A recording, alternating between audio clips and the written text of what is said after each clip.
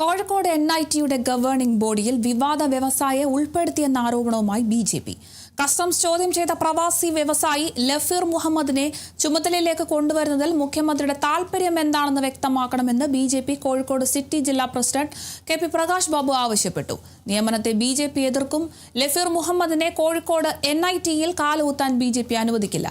VD സതീശന്റെ താൽപര്യത്തിൽ അടിമുടി ദുരൂഹതയുണ്ട്. സംഭവത്തിൽ പ്രതിഷേധിച്ച് 10-ന് NITയിലേക്ക് BJP മാർച്ച് നടത്തുമെന്നും KP പ്രകാശ് ബാബു പറഞ്ഞു.